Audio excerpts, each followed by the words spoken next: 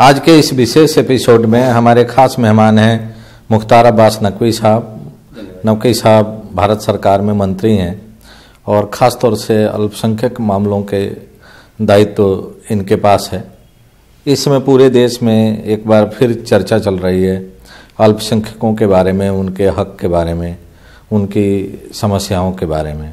इन्हीं विषयों पर आपसे विस्तार से चर्चा करेंगे और जानने की कोशिश करेंगे कि क्या देश में आज की तारीख में सबसे बड़ा जो मुद्दा है वो तलाक़े बिद्दत है अल्पसंख्यकों के लिए, या उससे भी और बड़ी समस्याएं हैं जिस पर कि ध्यान दिया जाना चाहिए।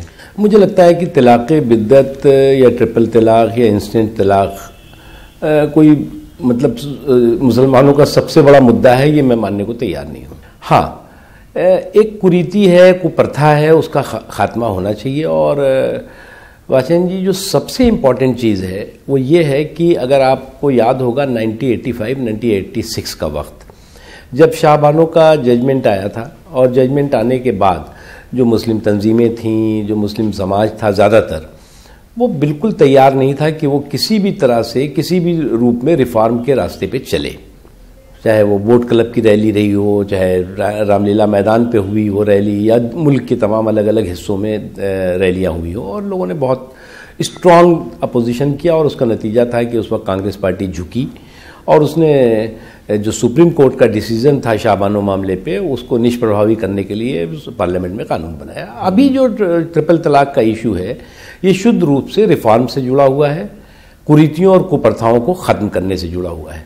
और इस सिलसिले में जो है वो सुप्रीम कोर्ट ने एक डिसीजन किया। उस डिसीजन के बाद सरकार की ये रिस्पॉन्सिबिलिटी बनती है कि सरकार जो है उसको उसकी दिशा में कोई कानून बनाए। और उसका जो सबसे ज़्यादा सकारात्मक पहलू है कि मुस्लिम समाज के जितने भी ज़्यादातर संगठन हैं, समाज के लोग हैं, जो बुद्धिजीवी हैं, उस सब ने एक चीज़ कही कि हम ट्रिपल तलाक जो है वो बिल्कुल इलीगल भी है, अनकॉन्स्टिट्यूशनल भी है और अन इस्लामिक भी है। ये बड़ी बात है, बहुत बड़ा परिवर्तन है। हमें इस परिवर्तन को सकारात्मक रूप से लेना चाहिए। हाँ, उसके बाद उन्होंने कुछ तर्क दिए कि साहब इसमें जो सज़ा का प्रावधान है वो ठीक नहीं है। उसमें जो है वो अगर हस्बैंड जेल चला जाएगा तो अपनी पत्नी को गुजारा भत्ता कैसे, जेल क्यों जाए भैया? जो आप अगर इलीगल काम करोगे और कहोगे कि जी उसके बाद क्या होगा हमारा, कत्ल करेंगे, कहेंगे कि जी कत्ल करने के बाद हमें जेल क्यों भेज रहे हो। तो मुझे लगता है कि ये एक मुद्दा है, कुरीति के खात्मे से जुड़ा हुआ है, और मुस्लिम समाज ने भी इसको सकारात्मक रूप से लिया है। अगर हम आंकड़ों की बात करें या कुरीतियों की बात करें, या हम सुप्रीम कोर्ट के ऑब्जर्वेशन की बात करें, जिसके आधार पर कि सरकार इतना ज़्यादा प्रोएक्टिव व हाइपर एक्टिव दिखाई दे रही है, तो सुप्रीम कोर्ट तो और भी तमाम सामाजिक बुराइयों के बारे में समय समय पर बोलता रहा है, चाहे वो 377 हो, गे राइट्स हो, इस सारी चीज़ें हो। तो उस पर तो सरकार इतना हाइपर एक्टिव या प्रोएक्टिव दिखाई नहीं देती है जितना कि प्रोएक्टिव इस मसले पे दिखाई देती है। देखिए, हम सुप्रीम कोर्ट ने भी उसमें एक फैसला किया है, लेकिन जो कुप्रथा और कुरीतियां हैं उसके खात्मे के लिए भारत में कोई पहली बार तो हो नहीं रहा है। अगर आपने देखा होगा, जब राजा राम मोहन राय ने सती प्रथा को लेकर के एक मुहिम चलाई थी तो उनका बहुत विरोध हुआ था। विरोधी नहीं हुआ था, बल्कि उस समय ये धर्म के पर हस्तक्षेप की बात हुई थी, आस्था पर हस्तक्षेप की बात हुई थी, लेकिन वो उसमें उनको विजय मिली और समाज ने उनका साथ दिया बाद में। उसी तरह से बाल विवाह पर भी इसी तरह की बात आई थी, लेकिन वो कानून बना। तो समय समय पर जो कुरीतियां हैं, कुप्रथा है, उसको उस पर कानून बनते हैं और बनने चाहिए। ये सरकार जो होती है, जो कोई जो गवर्नमेंट ऑफ द डे जिसे कहते हैं, उसकी ये रिस्पॉन्सिबिलिटी है कि वो जो कॉन्स्टिट्यूशनल राइट है, उस कॉन्स्टिट्यूशनल राइट की वो सुरक्षा करे, रक्षा करे। आंकड़े बताते हैं 2011 का जो सेंसस रिपोर्ट है कि अगर आप परसेंटेज देखेंगे तो करीब 68% जो मामले हैं डिवोर्स के और सेपरेशन के, वो हिंदू कम्युनिटी में है, और मुसलमानों में महज 23% है। सही बात है। और तलाक़े बिद्दत या जिसको ट्रिपल तलाक हम लोग कह रहे हैं, उसका परसेंटेज मुश्किल से 2% है, इससे भी कम होगा। मैं मानता हूँ इस बात को। तो हम 68% की जो प्रॉब्लम है उस पर उतना संजीदा क्यों नहीं दिखाई दे रहा है? नहीं, क्यों नहीं है? अब 68% की जो प्रॉब्लम है, आप ये अगर आपकी अपेक्षा है कि साहब कोई कानून बन गया तो क्राइम होना बंद हो जाएगा, ऐसा तो होता नहीं है। लेकिन जो 68% की आप कहते हैं तो उसमें जो है वो डाइवर्स एक्ट भी है, लॉ भी है। उसके अलावा जो है वो ये जो दहेज से संबंधित, उत्पीड़न से संबंधित भी कानून है, डोमेस्टिक वायलेंस से भी संबंधित कानून है, तमाम तरह के कानून हैं। और उन कानूनों को डाइवोर्स या मैरिज, ये तो जो है वो समाज का एक पहलू है। इसमें कोई डाइवोर्स करता है, कोई मैरिज करता है तो वो अपना, उसको हक है कि वो डाइवोर्स करे, उसको डाइवोर्स प्रॉपर चैनल में। ये नहीं कि जी हमने कह दिया तलाक तलाक तो हो गया तलाक, उसके बाद जो है वो कोई न कोई सुनवाई होगी और न किसी से कोई पूछताछ होगी, वो बेचारी महिला जो है वो बेसहारा होकर घूमेगी। तो मुझे क्या लग रहा है कि इस पे जो है वो कानून बना है। अब पार्लियामेंट में जो है, इसमें कहीं पॉलिटिकल एजेंडा तो ज्यादा नहीं है। कोई पॉलिटिकल नहीं, पर किस बात का पॉलिटिकल एजेंडा? देखिए, हमारा जो वोट का, हमारा जो विकास का मसौदा है, हाँ, वो वोट का सौदा नहीं है। आप अगर देखेंगे परसेंटेज, तो बहुओं को जलाने का जो रेशियो है हिंदू समाज में ज़्यादा है, मुसलमानों में बहुत कम आपको इस तरह की घटनाएं रिपोर्ट होती हैं। सही बात है। तो मुझे लगता है कि अगर हम कुरीतियों को दूर करने की बात करें तो उसके लिए सामाजिक जन जागरण चला के अगर दूर किया जाता, उसको पॉलिटिकल एजेंडा ना बनाया जाता तो शायद ज़्यादा बेहतर होता। देखिए, मैं इससे आपसे इत्तेफाक रखता हूँ। अब जब इसकी बात परसेंटेज की करेंगे तो देखिए, नेचुरली जो है वो मुस्लिम्स का जो रेशियो है, परसेंटेज है, वो कम है भारत में। हिंदू परसेंटेज उस तरह की बुराई नहीं है मुस्लिम समाज में, जो हिंदू समाज में बुराई नहीं है। लेकिन अगर इतनी भी बुराई है तो आपने जो बात कही कि वो समाज को उस दिशा में आगे बढ़ना चाहिए, ठीक करना चाहिए। और मुझे इस बात की खुशी है कि समाज ने इसको सकारात्मक लिया है। एक दो पहलू ठीक है, कुछ लोगों का पॉलिटिकल एजेंडा हो सकता है, कांग्रेस पार्टी जो है वो लोकसभा में कुछ कहेगी, राज्यसभा में कुछ स्टैंड लेगी, वो अपना उसकी प्रॉब्लम है। लेकिन हमारा मानना है कि इसको जो है वो राजनीतिक चश्मे से न देख करके इसको शुद्ध रूप से समाज में बदलाव और समाज में सुधार की दिशा में हमें देखना चाहिए। और जो आपने कहा कि इस तरह की घटनाएं जो है वो मुस्लिम हिंदू समाज में ज़्यादा है, मुस्लिम समाज में कम है, लेकिन जो ट्रिपल तलाक है वो तो हीनियस क्राइम है साहब, हीनियस क्राइम। अब तो बिल राज्यसभा में पेंडिंग है, न उस पर वोटिंग सरकार ने कराया, न उसको सेलेक्ट कमेटी में भेजा। तो क्या समझा जाए कि स्पेशल सेशन बुला के उसको पारित कराने की? नहीं, अभी जो बजट सेशन आएगा उसमें आएगा। पार्लियामेंट में जो है इंट्रोड्यूस हो चुका है बिल और आएगा। और एक बात समझ लीजिए कि हमें तो, हमारा तो ये कहना होगा, जो भी पॉलिटिकल पार्टीज हैं किन कारणों से, किस दबाव में, किस प्रेशर में वो विरोध कर रही हैं, वो बेटर जान सकती हैं। लेकिन हमारा ये कहना है कि आप पार्लियामेंट में डिबेट करिए, इस पर डिस्कशन करिए। आपको लगता है कि ये सुझाव होना चाहिए और ये सुझाव जो है वो इस कानून के बेटरमेंट के लिए होना चाहिए, आप दीजिए सुझाव, अमेंडमेंट दीजिए। तो वो तो कह रहे हैं कि उन्होंने कहा है कि बहुसंख्यक समाज की जो महिलाएं हैं उनके भी हक और हुकूक की चिंता करनी चाहिए। उसकी भी करेंगे, उसकी भी हम कर रहे हैं, करेंगे भी। वो बताए कुछ क्या है तो वो भी करेंगे। लेकिन अभी जो स्पेसिफिक इश्यू है वो तो ये है। सरकार ऑर्डिनेंस तो नहीं लाने जा रही है इस बिल के लिए? नहीं, ऑर्डिनेंस की मुझे नहीं लगता जरूरत है कोई। इसमें दूसरा जो सबसे बड़ा मुद्दा दिखाई दे रहा है देश के सामने और पॉलिटिकल पार्टीज के सामने, वो उत्तर प्रदेश से जुड़ा हुआ है। और उत्तर प्रदेश में आपकी पार्टी और ज़्यादातर दल जिन लोगों का पिछले कई साल से विरोध कर रहे थे उनके आर्थिक भ्रष्टाचार का और आंदोलन चला रहे थे उत्तर प्रदेश से लेकर दिल्ली तक, उसमें आपकी भी पार्टी के लोग शामिल थे। जब सत्ता आई है उत्तर प्रदेश में तो वे ज़्यादातर लोग आपकी पार्टी में शामिल हो गए, खासतौर से सिया वक्फ बोर्ड के चेयरमैन और उससे जुड़े हुए लोग।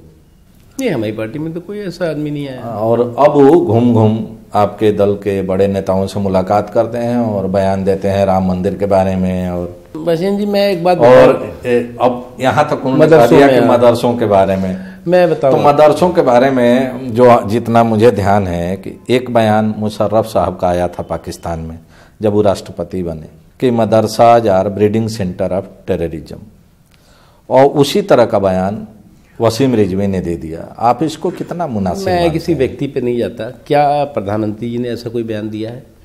क्या बीजेपी के किसी नेता ने ऐसा बयान दिया है? क्या किसी मुख्यमंत्री ने हमारे ऐसा बयान दिया है?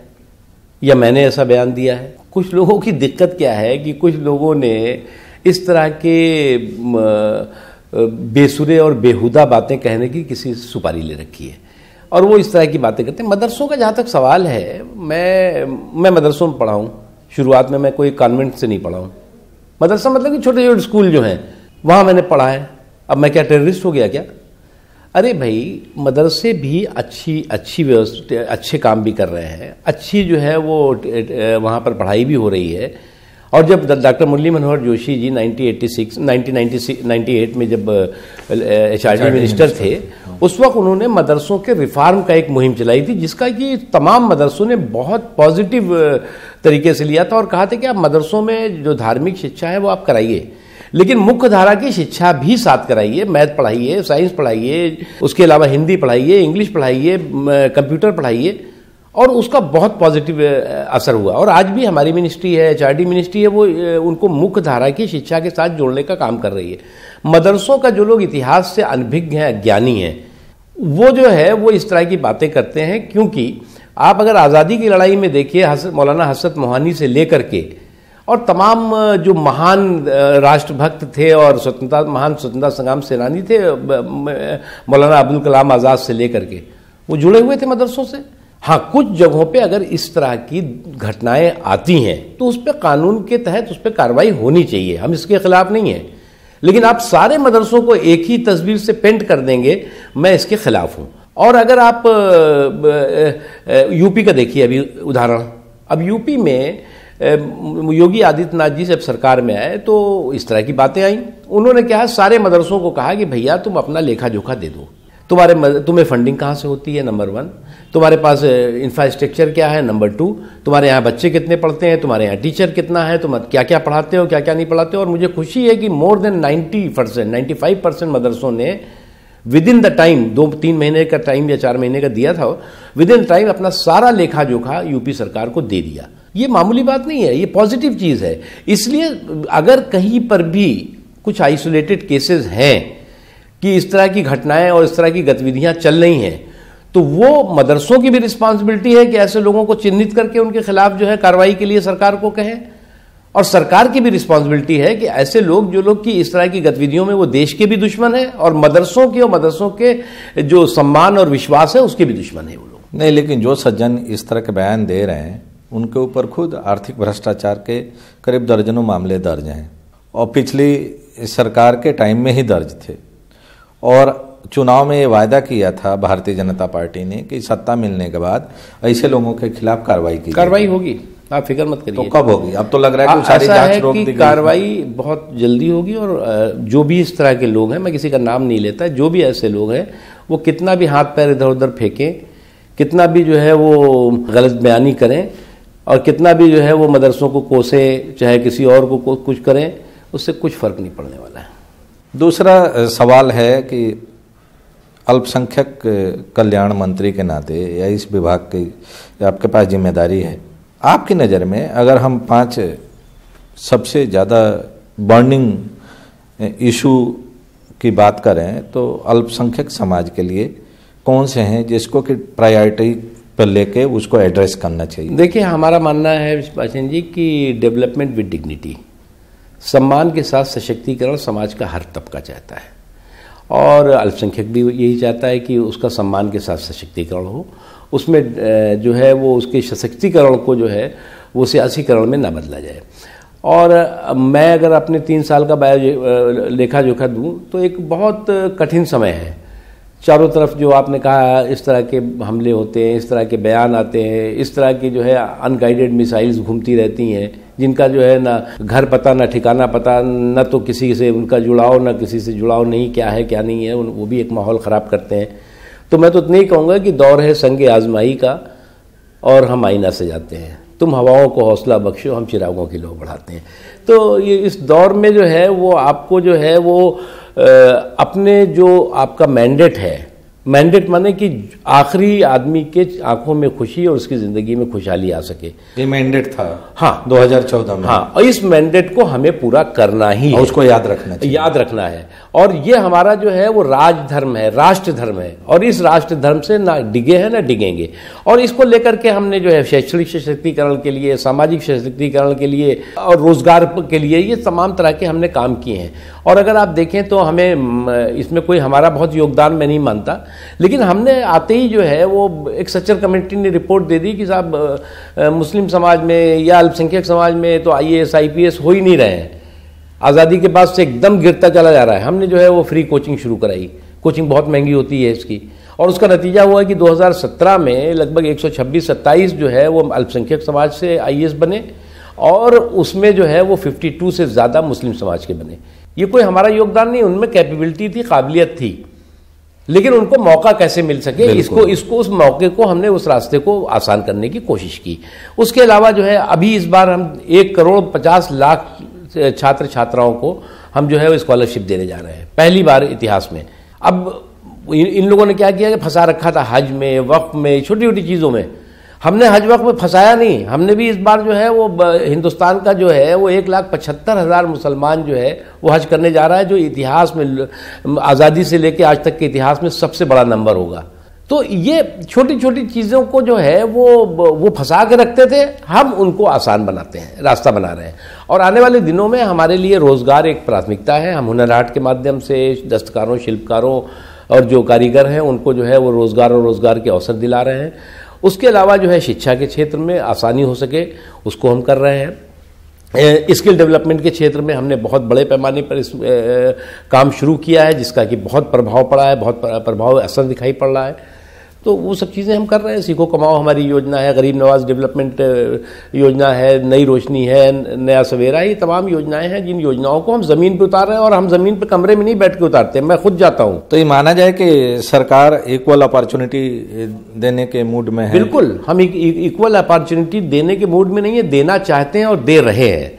और देने हम देखो, समाज का एक तबका भी अगर तरक्की की रोशनी से महरूम रहेगा, अगर वंचित रहेगा, तो आप जो है वो समावेशी विकास की बात सपने में भी नहीं सोच सकते। तो अगर आप समावेशी विकास की बात करते हैं और अगर आज पूरी दुनिया भारत को जो है वो एक उभरती हुई अर्थव्यवस्था के तौर से देख रही है, तो हम ये नहीं कर सकते कि हम कोई समाज का हिस्सा जो है वो अलग थलग पड़ जाए और हम कहें कि हम समावेशी विकास कर रहे हैं। नहीं। एक और छोटा सा ब्रेक लेंगे और उसके बाद इस चर्चा को आगे बढ़ाएंगे। खासतौर से हज की आपने चर्चा की है कि इस बार हज पर करीब 2.25 लाख लोग जा रहे हैं भारत से। तो उस हम लोग बहुत सुनते हैं, हर साल जब हज का मौका आता है तो इसको लेके भी बतंगड़ बनाया जाता है और पिछले कई दशकों से बनाया जाता है। और जितनी हमारी समझ है, आप भी शायद इससे सहमत होंगे कि अगर हज पर जाने वालों को छूट दे दी जाए कि वो अपनी मर्जी से, अपने संसाधन से जाएं, तो शायद वो सब्सिडी भी ना लें सरकार से। इसको लेके भी डिबेट चलता रहा है बहुत वर्षों से। इस बार आपका एक बयान हमने पढ़ा था कि अब पानी की जहाज से भी जाने की व्यवस्था हो रही है और वो काफ़ी सस्ता पड़ने जा रहा है। तो इसके बारे में आपका क्या ख्याल है? ये सब्सिडी कंट्रोवर्सी है क्या? देखिए, मैं बताऊं आपको अजय जी, आपके इस प्रोग्राम में मैं पहली बार खुलासा करता हूं। ऐसा है कि सब्सिडी के नाम पे बहुत गाली मुसलमान खाता था और लोगों को भी लगता था, सब और समाज को भी लगता था क्यों इनको सब्सिडी दी जाती है। आपको मालूम है, सब्सिडी हमने ख़त्म कर दी है और ये मैं पहली बार आपको बता रहा हूँ। और सब्सिडी खत्म होने के बाद क्या किसी मुसलमान ने शोर मचाया? किसी ने नहीं। किसी ने जो है हंगामा किया? किसी मुस्लिम तंजीम ने हंगामा किया? नहीं किया। क्योंकि अगर यही चीज़ जो है, ये जो हमारे सेकुलरिज्म के सियासी सूरमा है, वो जो एक खौफ लगा के रखते थे कि साहब सब्सिडी जो है हम तुमको जो है वो खैरात दे रहे हैं, हमने बंद किया वो। और हमने उसके लिए व्यवस्था की कि जैसे पहले ये था कि जो लखनऊ का आदमी है वो लखनऊ से ही जा पाएगा, कहीं और से नहीं जा पाएगा। कश्मीर का आदमी है वो कश्मीर से ही जा पाएगा। जो आपने बात कही वही मैं उसी को बता रहा हूँ। कश्मीर वाला आदमी कश्मीर से ही जा पाएगा, वो कहीं और से नहीं जा पाएगा। हमने ऐसा नहीं किया। हमने कहा कि आप कश्मीर के हो, कश्मीर से भी जाओ, आप दिल्ली से भी जा सकते हो। कश्मीर को जाओगे तो 1,50,000 देना पड़ेगा, दिल्ली से जाओगे तो आपको 50,000 60,000 में चले जाओगे। आप जो है वो इंदौर से भी जाना हो, इंदौर से भी जाओ, आपको जाना हो बम्बई से भी जाओ। आपको जो है वो गया वाले हो, गया से जाना हो, गया से भी जाओ, आपके लिए कलकत्ता का भी हमने खोल दिया है।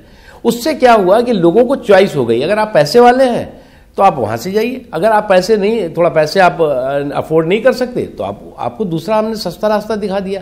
अब उससे भी सस्ता रास्ता हमने जो है वो, जब मुझे ये जिम्मेदारी मिली तो मैंने उसी वक्त से सोचा कि भाई ये 1994-95 में हम लोग सुनते थे कि लोग पानी के जहाज़ से जा रहे हैं, और घर से, गांव से, मोहल्लों से लोग निकल के वो एक बहुत बड़ा जश्न होता था कि साहब बम्बई जाएंगे, और बम्बई से जो है वो पानी के जहाज़ से हज पे जाएंगे। लोग छोड़ने जाते थे, वो बंद हो गया। बंद इसलिए हो गया कि जहाज़ पुराना हो गया, उसके बाद किसी ने सोचा नहीं, हवाई जहाज़ से शुरू हो गई यात्रा। हमने उस पर फिर अध्ययन किया, स्टडी किया, और हमने कहा कि अब जो है वो तकनीक बढ़ी है। पहले जो 15-20 दिन 25 दिन लगता था, अब तो 3 दिन में पहुंच जाएंगे लोग हज से जद्दा। तो हमने जो है वो उसकी शिपिंग कॉरपोरेशन ऑफ इंडिया से बात की, जो हमारे मिनिस्टर हैं, शिपिंग मिनिस्टर नितिन गडकरी साहब ने खुद मीटिंग बुलाई, हम भी थे, हमारी मिनिस्ट्री के ऑफिसर्स थे, उनकी मिनिस्ट्री के ऑफिसर्स थे, और पूरा विस्तार से। लेकिन हमने वेट करना था हमको कि हमें सऊदी की सरकार का ग्रीन सिग्नल मिले। और इस बार जब हमने 7 जनवरी को हमारा जो बायलैटरल एग्रीमेंट हो रहा था, उस समय पे सऊदी सरकार ने हमें ग्रीन सिग्नल दे दिया कि हम आपको अपने पोर्ट पर इजाज़त देंगे कि आप वहाँ से पानी के जहाज़ से हाजियों को ले आइए। उस संबंध में हमारे अधिकारी और सऊदी अरब के अधिकारी मिल करके उसके तमाम तकनीकी पहलू, जो प्रैक्टिकल एस्पेक्ट्स हैं, उनका अध्ययन कर रहे हैं, करेंगे, और उसके बाद एक प्रपोजल हम देंगे ताकि वो उस दिशा में आगे बढ़े। ये एक बड़ा वो है। उसके अलावा अब हज पे इस बार और किया हमने। अब की मालूम है आपको कि जो एप्लीकेशंस आई हैं उसमें 50% महिलाएं हैं, 50% पुरुष हैं हज एप्लीकेशन। ये भी बहुत बड़ी बात है। उससे भी ज़्यादा इम्पॉर्टेंट है कि एक प्रतिबंध हम सरकार की तरफ से था कि जो महिलाएं बिना महरम के, बिना पुरुष रिश्तेदार के हज पर नहीं जा सकती। उस प्रतिबंध को हमने ख़त्म कर दिया। वो प्रतिबंध तो सऊदिया ने हटाया था, उसमें सरकार का क्या योगदान? सऊदिया में कभी था ही नहीं। ऐसा है, कुछ अज्ञानी लोग हैं जिनको कि बिल्कुल जो है वो अकल नहीं है, अकल के दुश्मन और अकल के पैदल लोग हैं। वो लगता है कि वो अपर स्टोरी जिनकी टू लेट हो गई है कि उन्हें मोदी की कोई बात जो है अच्छी लगती ही नहीं, मोदी फोबिया हो गया उनको। अरे भैया, ये तो दशकों से हटा हुआ था, क्यों नहीं तुमने हटा दिया था? जो चीज़ दशकों से वहाँ अलाउ थी, जहाँ पे कि सारे तमाम इस्लामिक कंट्रीज से लोग जो है बिना महरम के, बिना पुरुष कंपेनियंस के हज पर महिलाएं जाती हैं, हमारे यहाँ प्रतिबंध लगा हुआ था, हमारी सरकार ने प्रतिबंध लगाया हुआ था, क्यों नहीं हटा दिया तुमने? और उससे भी बड़ी चीज़, डिसेबल्स जो होते हैं, जो दिव्यांग जिन्हें हम कहते हैं, उस पर भी प्रतिबंध था, वो भी अभी हटाया हम लोगों ने कि दिव्यांग भी जो जाना चाहें वो हज पे जा सकते हैं। ये भी सऊदी अरब ने नहीं लगाया हुआ था, हमने लगा रखा था। तो ये जो चीज़ें हैं, ये हम जो है वो हज का कोई बहुत पॉलिटिकल माइलेज नहीं ले रहे हैं, ना हमें कोई माइलेज इससे लेने की ज़रूरत है और ना मिलने वाला होता है कोई इससे।